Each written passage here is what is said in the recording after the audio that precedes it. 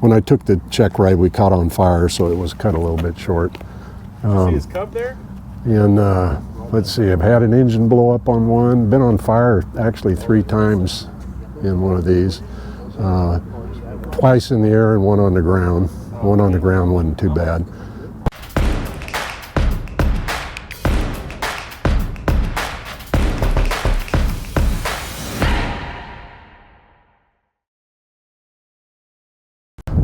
Hi, I'm Bijan Maleki.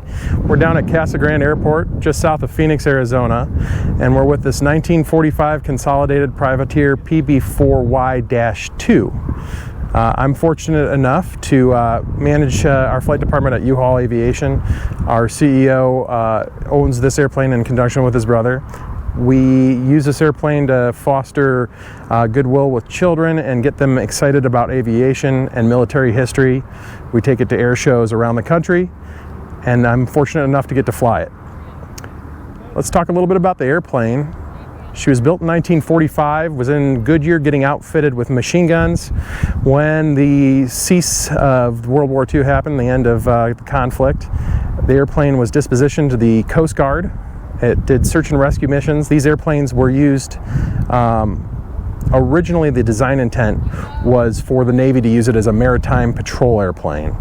So low altitude, sub-hunter, Navy patrol. It's a B-24 basically with some modifications. It's stretched. It's got a single tail that everybody can, that's the most distinct difference between a B-24 and the PB4Y-2. The Navy version of the B-24 was a PB4Y-1. This airplane, being stretched, had a flight engineer position. It was to alleviate the crew on the long missions over the water, just so they'd have a third body in the cockpit behind them. After World War II, like I was saying, this airplane went to the Coast Guard. The Coast Guard used them for search and rescue missions. They also did hurricane hunting. They flew them into storms, weather research. The airplanes were used in Korea, some. This airplane in 1959 left the Coast Guard, was bought by a smelting company. I think they were going to disposition it for scrap, but fortunately it found its way to Grable, Wyoming later that year and ended up being a firefighting airplane, a slurry bomber. From 1959 until 2001 or 2, this airplane was operated as various tankers, I think A-20, A-21, and finally 121. It was tanker 121 up until 2001. There was an incident with tanker 123, its sister ship, with a wing failure, and the Forest Service basically canceled all the contracts with the privateers, and the fleet was more or less grounded. This airplane sat in Grable, Wyoming at Hawkins and Powers and was bought in auction in the late 2000s by the current ownership, and a lot of time was spent structurally restoring it, going through and doing some spar modifications, and it is currently the only airworthy example in the world, probably will be the only airworthy example going forward. There's 7 airplanes that I know of in existence. One in Pensacola, Florida, the Navy Museum.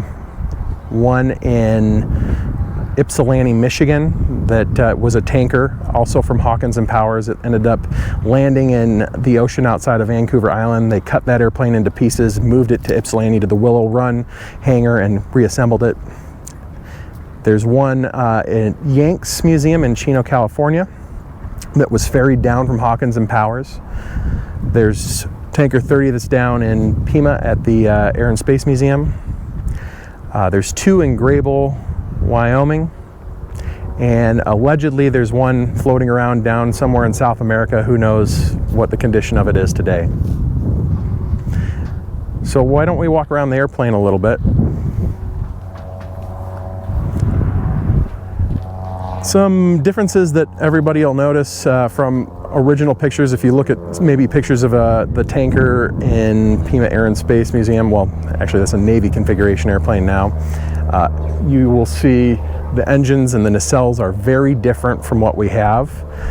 The firefighting guys realized that the additional power afforded by an R2600 could be helpful for a lot of the firefighting operations, not to mention R2600s in the 60s were nearly worthless. They were available for nothing, and the original engines were sold for a much higher value.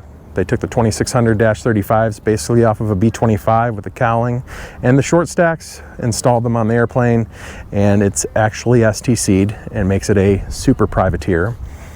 Takes the original R2600-35 1700 horse engine, we flat rate it back to 1350, which is what the original engines are rated to. She's quite noisy with the short stacks. Doesn't have a collector ring exhaust like you might see on some radial engines. Ham standard 3 blades. The other big modification you'll see is the oil cooler at the bottom of the engine. It's a DC3 oil cooler, has no shutter doors. When they were flying in the summertime on fires, they needed all the oil cooling they could get, and so they installed these coolers, and they do a tremendous job of keeping the airplane cool. Obviously, like all radials, she's leaky, and if you don't see oil leaks, you probably don't have any. So big old Davis wing that we're standing under. The airplane's a very simple airplane to fly. Flies like a big 172, just heavy on the controls. Probably the most challenging part of the airplane is taxiing it. It's a free cast ring nose wheel similar to a B25 with expander tube brakes. We've got inner and outer drum brakes, and the brakes are hydraulically boosted to around 1100 psi. The brakes, as you start pushing on the pedal, there's about an inch of travel where nothing happens, and you're taking hydraulic fluid from the reservoir and pushing it all the way out to the expander tube inside of these drums, and it's like kind of filling a reservoir of water. That bladder fills up, that expander tube fills up, and nothing happens, nothing happens, nothing happens, and you're pushing and you're pushing and you're pushing. And then after about an inch of travel, you go from 0 braking to almost 100% braking. And so you'll see probably myself today jerking the airplane a little bit. I'm new to the airplane. I have maybe 40 or 50 hours on it. I do my best to avoid that, but it's probably the most challenging part of the airplane is braking it consistently. And then on the takeoff roll, especially with a crosswind, if you don't get the thrust symmetrically set, you know, you got to use the brakes a little bit to keep the airplane rolling straight down the runway, and that's a pretty good challenge for a new guy. But besides that, big Davis wing, stalls are benign, takeoff and landing speeds are low, VMC speeds low. The airplane is certified for takeoff with symmetrical 2 engines out, so you can do 2 engine takeoffs, do 3 engine takeoffs. Not that we would do that today, but obviously, and when it was a working airplane, there was probably some advantages to being able to do that. And you have to download the airplane severely. There's a lot of different documentation on this airplane over the years, from when it was a fire bomber, the old NATOPS manual, and then our operating limitations as an experimental exhibition airplane. And so they flew them on fires in weights of excess of 80,000 pounds. We will never fly it that heavy. The heaviest we probably fly it today is in the mid 40s, maybe upper 40s. It's empty about 33,000 pounds. So if you load it up with 1,600 gallons of fuel and 8 or 10 people on board, you know, you're not really going to exceed that mid 40,000 pound range. I just love looking at, you know, this old World War II manufacturing, the big castings and the big welds. You look up at our landing gear, giant main strut. Everything's simple, everything's smart, thought out well. You can kind of see our down locks. It's set up so that there's a yellow finger there, and that way, if you don't have a good indication of the landing gear being down, somebody can go back to the waist gun area. And ours doesn't have guns. It's set up as it would have been during a Coast Guard search and rescue operation. Somebody can sit in that window and they can look out, look for the yellow tab, and they'll let us know that the main gear is down and locked. We've installed some mesh in the wing roots just to keep birds from getting into the wing area. You'll see that on a lot of stag display museum airplanes. You can see our landing lights, they extend out, kind of like a twin Cessna might do. Besides that, hydraulically operated gear. Our hydraulic pumps it's an open circuit hydraulic system, and we have pumps on engines 2 and 3, so the inboard engines. Our vacuum pumps are on engines 1 and 2, and that just runs our directional gyros and attitude indicators, just like a Cessna 172. So our landing gear down is 135 knots, VLO, VLD, 135 knots. Our flap speeds, the first 10 degrees you can put out at 156. We typically don't put the flaps out that fast. You can put the rest of the flaps from 10 to 40 down at 135 knots, about the same as the gear. And probably you get a fairly large pitching moment from the flaps as they deploy. I'm not sure if it's affecting the downwash off the horizontal stabilizer or if it's just moving the center of pressure on the wing, but there's a very good trim change. So when we move the flaps up or down, we deploy it in, kind of slow stages. It's hydraulic in operation, runs off the same open circuit hydraulic system from the 2 inboard engines. But we can also use our emergency electric hydraulic pump. There's an emergency star valve in the cockpit we'll point out that you can use to put the flaps down or run the brakes or run the gear. There's also a manual hand pump by the co-pilot seat with a pair of needle valves that you have to adjust specifically. If you want to put the flaps down, you can do it with the hand pump as well.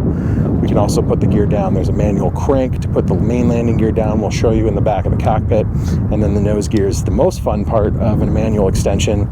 There's a butterfly pin in the nose gear scissors that you have to pull out and wedge in to pry the nose gear a block out, drop the nose gear, and then put the pin back in. So can you imagine you're flying around, noisy and bouncing. You'll see the nose gear area. It's a big open area, and you're trying to finagle this nose gear pin. While they did it, our main pilot, Boyd Gallagher, who will be around tonight, has done it in flight a number of times. He flew this particular airplane on fires, I believe 1976 through 79 or so. And he's our lead captain on the airplane right now, and just has an amazing history with this airplane. His dad flew fire bombers, his brother flew fire bombers, so he's got a neat history with the Privateer. Pretty cool. You can see most of our airplane is made out of riveted metal. It's a metal structure, monocoque structure, but our ailerons are fabric. It's got a big trim and servo tab. The ailerons are relatively light. The airplane's extremely heavy in pitch and yaw, but the ailerons are relatively light, so the control harmony is kind of counterintuitive. Light and roll, super heavy in pitch. It's a trim airplane for sure, but it's very stable and, like I said, relatively easy to fly. 110-foot wingspan. It's got a lot of adverse yaw, so you certainly have to use the rudders when you are rolling the airplane with the ailerons. The Goodyear blimp's over there. Sorry. Oh, won't show up on that, but cool. What do you know? That'll be a blooper. Blooper. So a lot of adverse aileron yaw, 110-foot wingspan, big ailerons. You put in some aileron, you have to make sure you coordinate with the rudder, and the rudder's extremely heavy. Looking at the airplane, it's 74'7" long. The tail height in the NATOPS manual is listed as 30 feet, and the Hawkins and Powers manual at 26'7". Eric brought up a good point. That may be based on fuel load, strut compression, nose strut extension, but I just plan on 30 feet if I have to tuck it in somewhere. You can see our top hat air inlet, typical carbureted arrangement, and like I said, this thing is loud. If anybody's ever been on a B-25 before, it's about the loudest bomber I think I've ever ridden on, and this is very similar. And we got 4 of the engines with short stacks, and it makes a heck of a noise at 2,600 RPM and 36.5 inches, which is our takeoff power setting.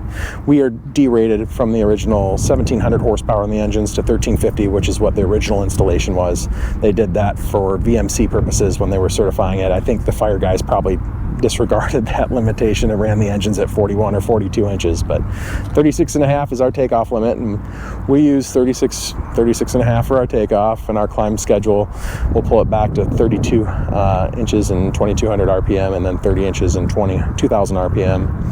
And then we're typically cruising at a relatively low power setting of 26 inches and 1800 RPM. And we'll see anywhere from 180 to 190 knots true on 65 gallons an hour per engine.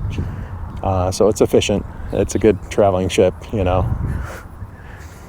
Our CEO, our sponsor for the airplane, often jokes with us that it's his most reliable airplane, and that's awfully interesting. But you think it's super simple and robust and built to go to war, and we've never been stranded with this airplane on the road yet. It's been a great airplane, very reliable.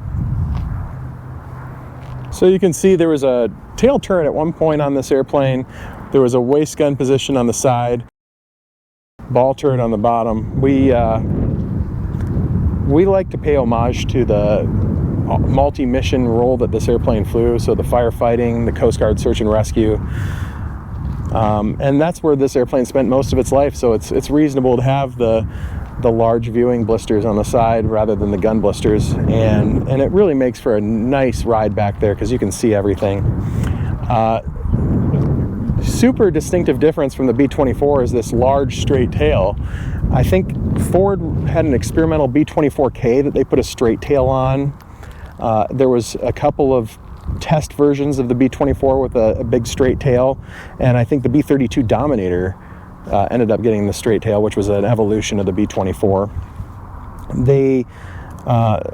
They put it on for the added yaw stability, especially at the low altitude Navy missions that they're running, turbulent air, bouncing around, just a little bit more yaw stability that makes the airplane fly, I guess, better at low altitude. I haven't had the opportunity to fly the 24. We're hoping to get one of the highest time living B-24 pilots to come fly with us in this airplane to give us a good, unbiased comparison between the two airplanes, and we're looking forward to that. When we get that information, we'll certainly pass it along. But as far as I can tell, it's a fairly stable airplane in turbulence and bumps. I'm sure that big tail's helping us out a little bit with regards to yaw stability. Yeah, there's some remnants of the slurry bombing system on here, some lights, and you'll see some of the accumulators and pumps that are left and deactivated in the cockpit from the slurry bombing days. But for the most part, we don't have hydraulic bomb bay doors anymore. They're just manual, manpower to open and close them. So we only open them on the ground to get in and out, egress and ingress.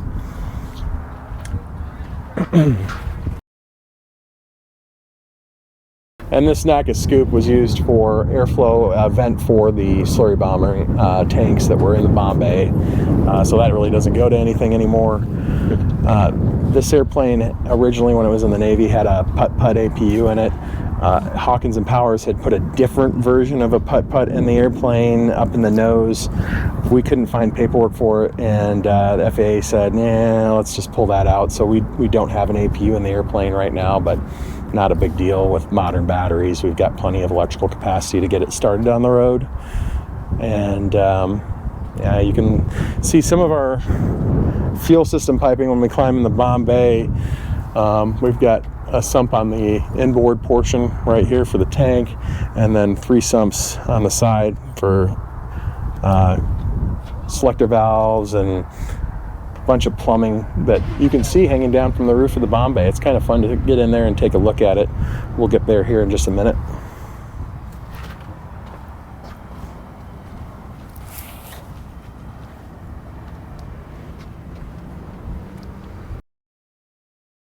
So like I said, it's experimental exhibition, so we take it to air shows. We have a program letter for it.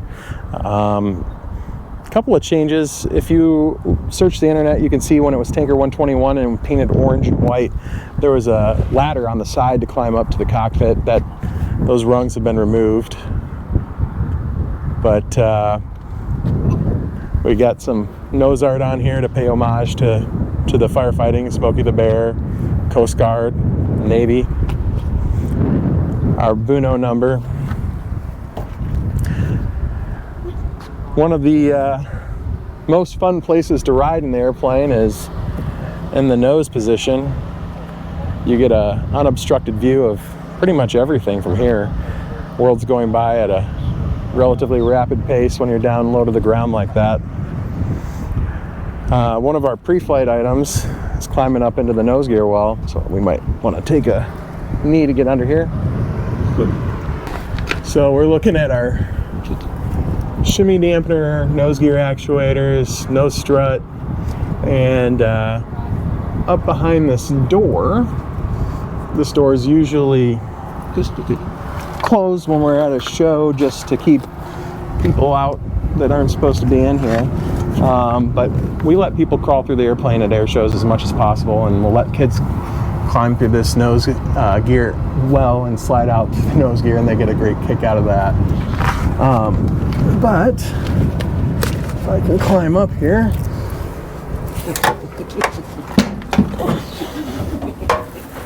I'm gonna put my butt up here and I'll have you come up.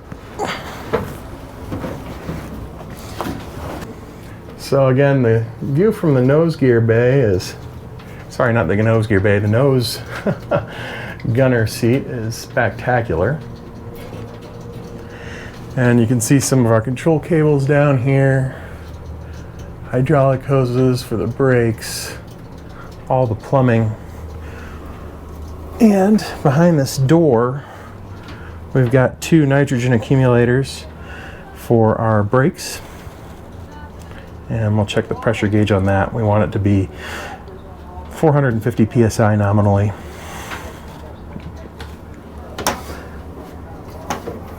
And looking at our nose gear, we've got a little pin on the shimmy dampener that we're supposed to inspect for extension, somewhere around 5/8 of an inch. And our nose gear emergency extension procedure involves removing this butterfly pin and using it to pry this, when the gear's up lock, and then throwing the gear down and then reinserting this pin. Pretty exciting stuff. You can see our 2 batteries currently unplugged back there, Concords. Lots of electrical power to get us started. Not a big deal. Sometimes we'll use a GPU to get going, but for the most part it's not required. Hopefully I got... It's toasty in there. It's nice and comfortable.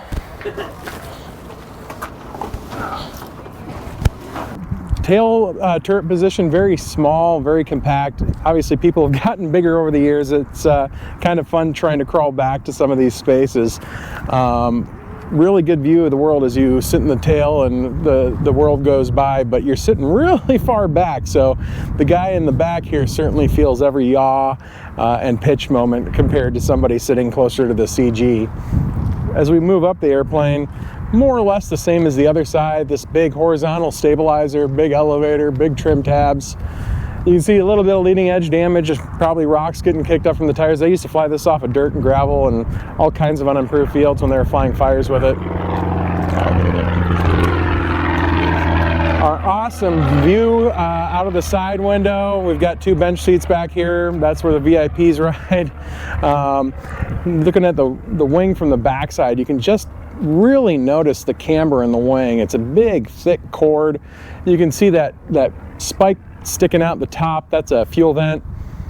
Flaps that go pretty much 2/3 of the span of the wing, and the ailerons go out the rest of the way. Aft and forward bomb bays, just as on the other side. Gear and engines are the same as the other side. The one difference on this side of the airplane is there's a door right here, and there used to be a lever here. When these bomb bays were hydraulically actuated, you could open the bomb bay by pulling the lever in here. The only thing that we use is the ground power port that's in this door at this point.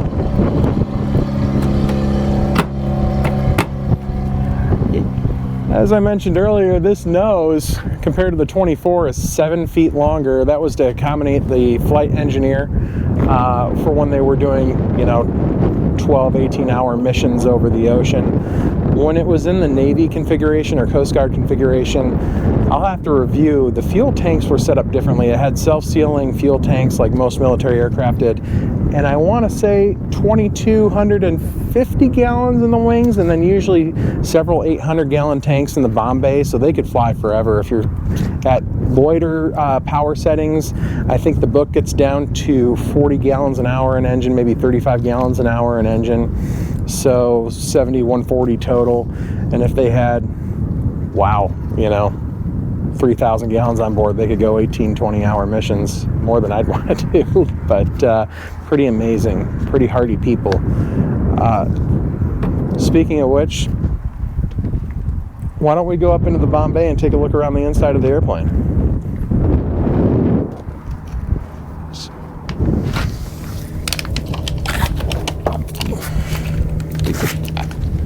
Of course,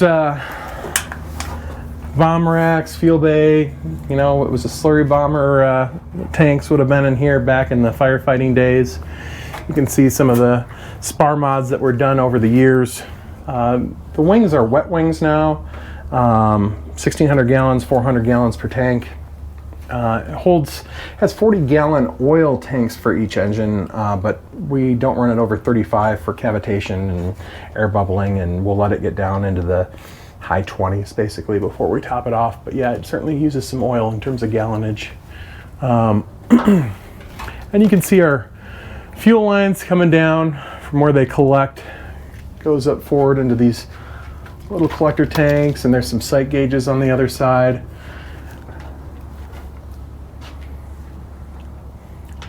Can you imagine flying over, if this was a B-24 or a Privateer, flying in the 20,000 foot range, just cold, noisy, 18 hours, cramped conditions, on oxygen.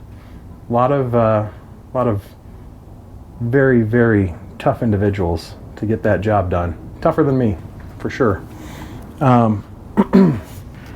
would say let's climb up onto the catwalk, and then you want to go aft or forward first? Let's go after and we'll finish in the cockpit. Okay, so it's a tight squeeze. You got to watch your head and kind of do the shimmy as we come down.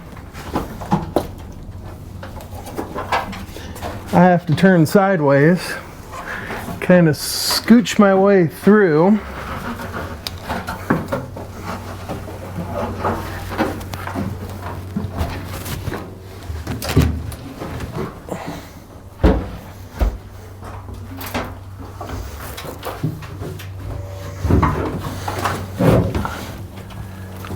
And this is a great place to ride, watch the world go by. Fun to do photo missions back here, see the aircraft in formation with us. You can see where the aft ball turret would have been.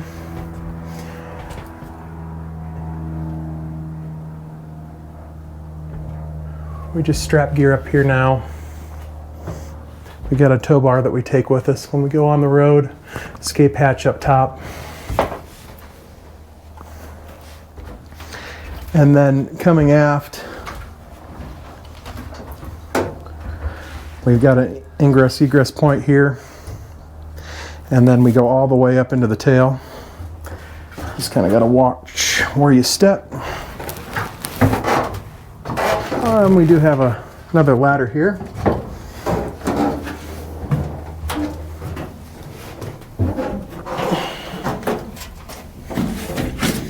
It's tight back here, not a lot of room. I'm 6'4", and I can only imagine being cramped in here for hours at a time.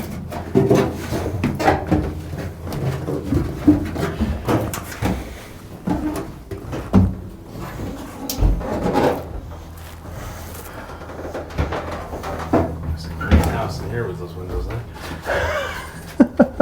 Yeah, we need to get some airflow going, huh? Let's fire this puppy up.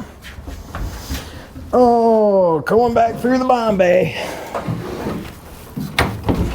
Always got to watch your head in this thing because there's always something getting ready to bite you. Okay. Down below it goes up to the nose gear and nose gunner area.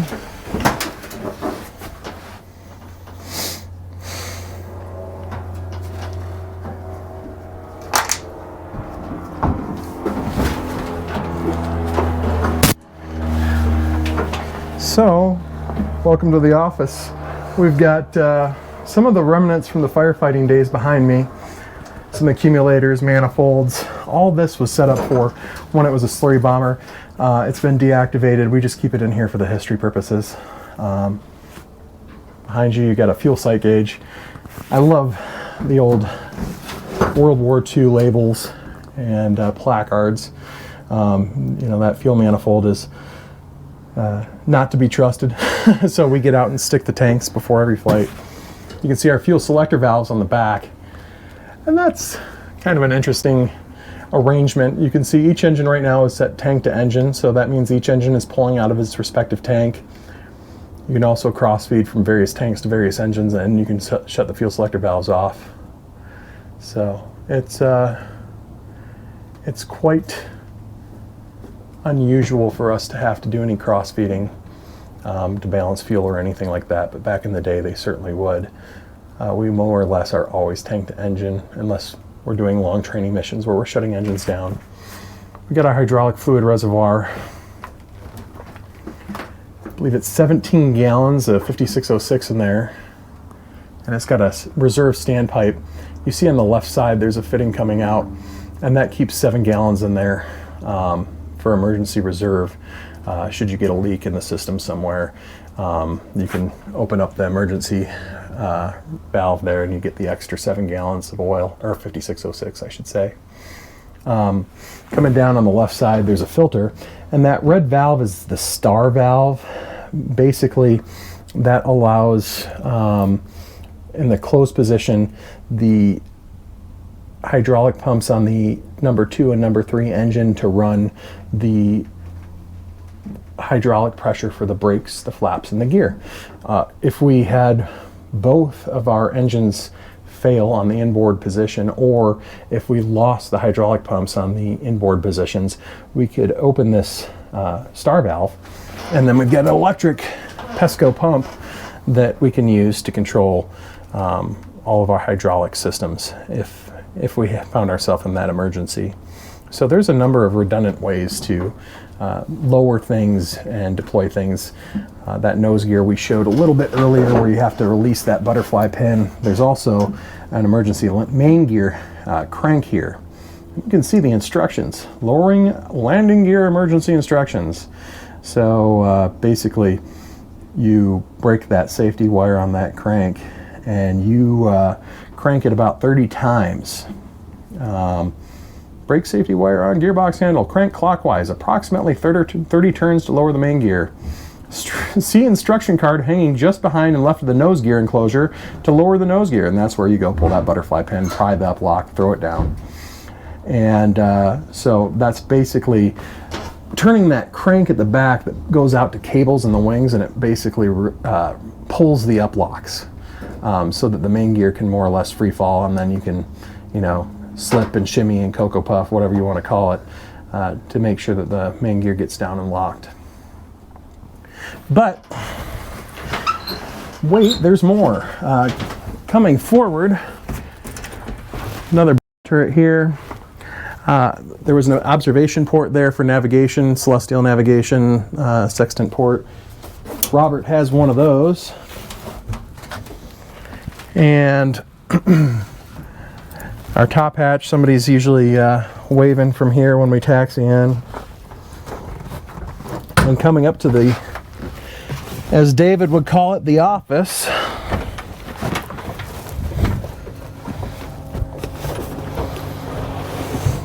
Whew, it's warm. We've got a hand pump over on the right-hand side with a pair of needle valves. And that's another way to lower the flaps if you were to lose your hydraulic system, both the engine-driven and the Pesco electric hydraulic pump. You could lower the flaps using that. We've got engine pre-oiler pumps. You can control those over there. Electrical panel switch our battery masters, some circuit breakers, and then over here we've got our carb air for direct or alternate, and you see our priming and starting switches are over below here. So starting up or down, 1, 2, 3, and 4, prime 1, 2, 3, and 4. From our engine switches over there, controlling the R2600-35s. We also got the ham standards, what they're 12-foot, 6-inch diameter props, 2350s, I believe.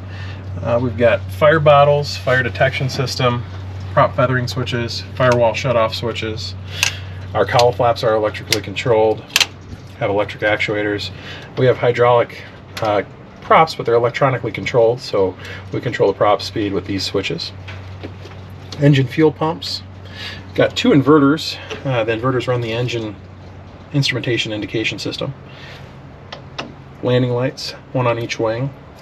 We try and keep those below 135 knots for extension or retraction. Lighting switches, aileron trim, pitch trim, rudder trim, flaps, flap indicator. There's our fast slow indicator for the 3 engines, so we can sync them up. No prop sync on this. Landing gear, parking brake, control lock, sight gauge down to the nose wheel so we can see if it's straight before we take off or when we do our run-ups. Like some of the other World War II bombers, the mixtures are backwards from what we might normally expect today. So idle cutoff is all the way forward, full emergency rich is all the way aft, auto lean is in the middle. Throttles, going up to 36.5 inches of manifold pressure for takeoff and 2600 RPM, and cruise we're normally back here at about 1800 RPM and 26 inches. There are some numbers for 1500 RPM, but the generators are finicky. They don't really come online until you're at 1500-ish RPM, so you got to watch your electrical charging or discharge at that point. We never really run there unless we're doing simulated feather, is about 15 squared. We did put some newer Garmin Navigator units in this. Helps us get to our air shows. Magneto switches down here below.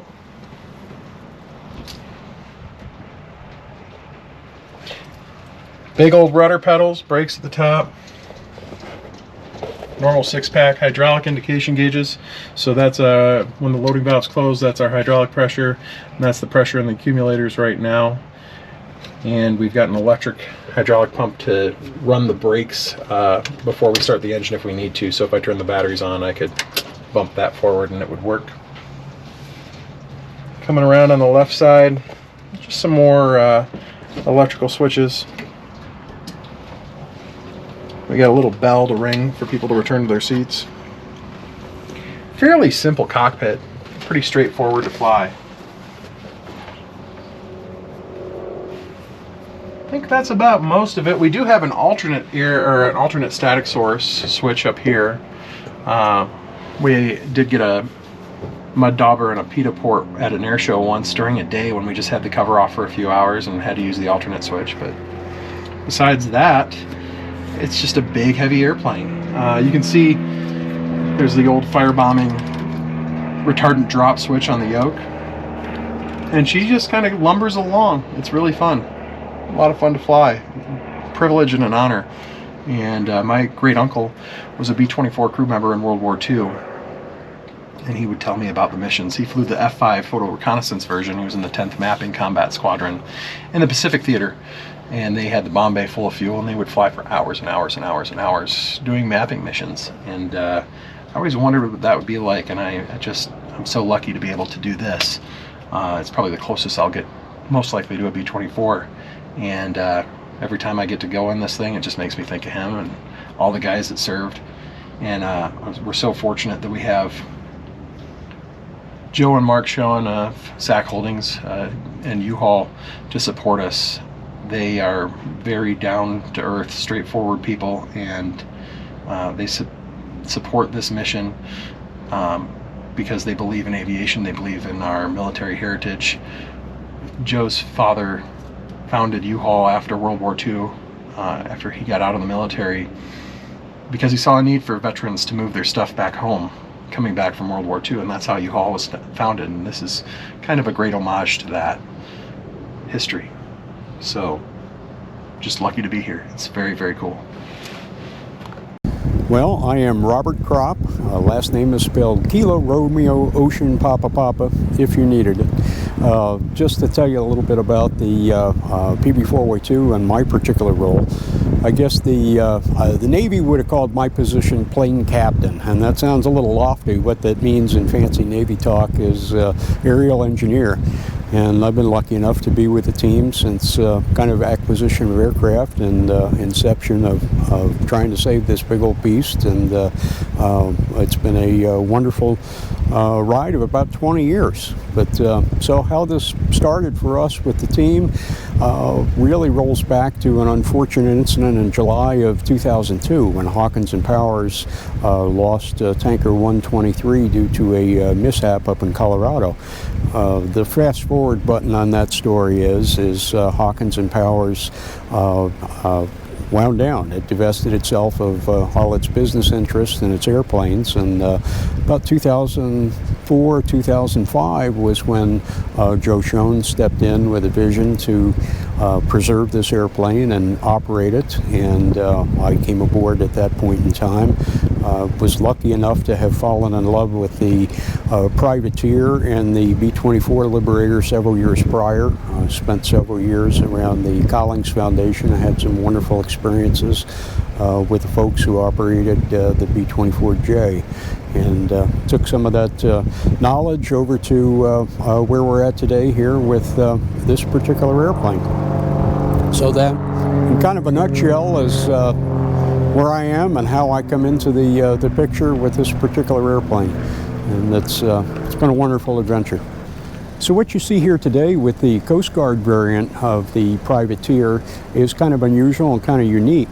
Originally, the Privateer was built with a complement of great big gun turrets. We had a Airco ball turret on the nose of the airplane, had two Martin upper turrets, had two Airco-built waist turrets, and a Southeastern Equipment tail turret on this particular airplane. Pretty similar to what the gunnery complement was on the B-24 Liberator, with the exception of the Privateer had no ball turret, had no lower ball turret. The Navy didn't require that for this particular role, so that was a piece of gunnery equipment that was deleted, and subsequently they added to it with the secondary Martin upper turret. The survivor story of the Privateer and how you see it today in Coast Guard configuration was kind of a simple one. This airplane was built so late in the Second World War that it didn't see any deployment to a combat theater. It stayed in a Navy storage pool until the Coast Guard came and approached the Navy after the end of the Second World War and said, you know, we'd like about a dozen of these airplanes. What we'd like to do is use them in Coast Guard role. Coast Guard role back then is very similar to what they do today. Fly out over the ocean and look for shipping in distress and maritime related issues. So the Coasties took all the gun turrets off of this particular airplane and put the great big visibility windows that you see on it today. So I doubt that this airplane ever dropped a bomb or fired a weapon at all during Navy service, but it certainly saw some military pedigree with the Coast Guard, with several years in Coast Guard service.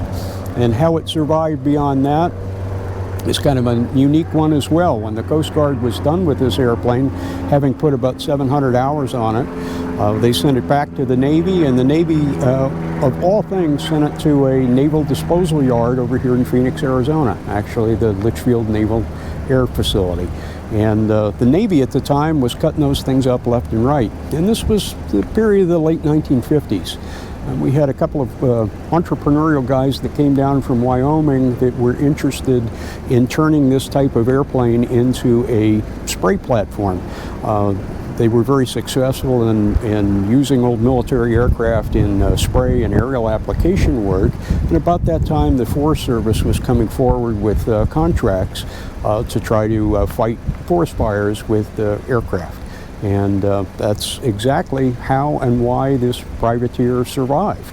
That it was kind of a fickle twist of fate that these guys looked at all the airplanes in the Navy storage yard and took a particular liking to the Coast Guard variants because they didn't have all the warts and bumps on them with the gunnery equipment and the turrets and the radar. A little less for them to have to take off. And over the years, they were really the innovators that developed ways of putting spray tanks on the airframe and using the heck out of it all up and down the United States and into Canada as an aerial application platform. And it was a fantastic airplane for its particular role. My name is Boyd Gallagher, and I'm standing in front of a PB4Y that I flew as a fire bomber starting in 1974. My brother John also flew them, and my dad flew them, Herm. And I think I got about 800 to 1,000 hours in this airplane. Probably 600, maybe 600 of it fighting fires, the rest of it flying for these guys, I think. Anyway, I never thought I'd be flying it again, to be honest with you, but I've enjoyed it. I've been flying it for 10 years for this group. And you want a story, I'm sure. If you got one. I don't know how much I want to say about that because I'm not going to tell you about the check ride I had because they might come and pull my type rating. But anyway, I'll tell you, when I took the check ride, we caught on fire, so it was cut a little bit short. See his cub there? And let's see, I've had an engine blow up on one, been on fire actually 3 times in one of these. Twice in the air and one on the ground. One on the ground wasn't too bad. But anyway, yeah, it was a good airplane for fighting fires. We carried, starting out, 2,400 gallons of retardant 9-pound material. And they downloaded us later on to 2,000 gallons because they were worried about the age of the airplane. This airplane's 80 plus years old now. You got any questions? Not really. That's pretty good.